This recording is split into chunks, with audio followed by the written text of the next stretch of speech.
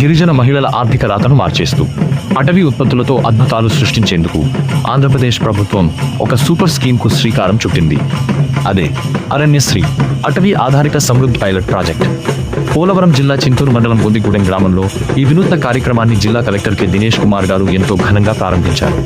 ఈ సందర్భంగా కలెక్టర్ గారు స్వయంగా గిరిజన సాంప్రదాయ కొమ్ము టోపీ ధరించి స్థానిక గిరిజనులతో కలిసి నృత్యం చేయడం ప్రత్యేక ఆకర్షణగా నిలిచింది.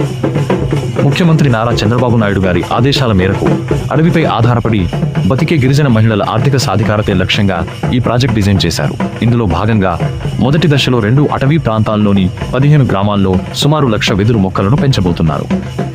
పర్యావరణానికి హాని కలగకుండా శాస్త్రీయ పద్ధతుల్లో ఈ వెదురు సాగు జరుగుతుంది. ట్విస్ట్ ఏంటో తెలుసా? ఈ ప్రాజెక్టు ద్వారా లభించే ఆదాయంలో ఏకంగా 50% లాభాన్ని ఆయా గ్రామాల స్వయం సహాయక సంఘాల మహిళలకే నేరుగా అందజేస్తారు.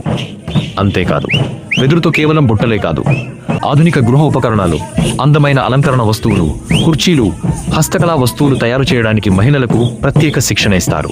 అలాగే వాటిని మంచి ధరలకు ఎలా మార్కెటింగ్ చేసుకోవాలో కూడా నేర్పిస్తారు.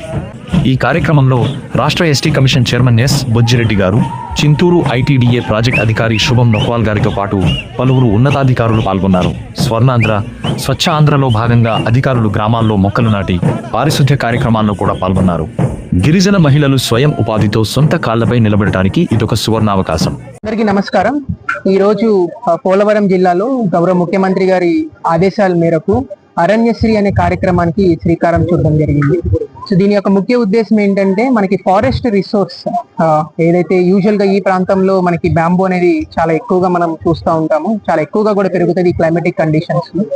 సో ఈ బ్యాంబూని హార్వెస్ట్ చేసి ఆల్రెడీ ఉన్నటువంటి ఎగ్జిస్టింగ్ ఫారెస్ట్ వాల్యుబుల్ రిసోర్స్ ని సస్టైనబుల్ గా, అలాగే ఎకలాజికల్ గా, అడవికి ఎటువంటి నష్టం లేకుండా హార్వెస్ట్ చేసుకొని దాని నుంచి వచ్చేటటువంటి సంపదని నియర్ బై ఉన్నటువంటి గ్రామాలకి డిస్ట్రిబ్యూట్ చేసే విధంగా, అలాగే దాని ద్వారా అక్కడ వచ్చినటువంటి ఇన్కమ్ ని ఎస్హెచ్జి ఉమెన్ తోటి మనం లైవ్లీహుడ్ యాక్టివిటీస్ అన్ని కూడా టేకప్ చేసే విధంగా ఈ కార్యక్రమానికి శ్రీకారం చుట్టడం.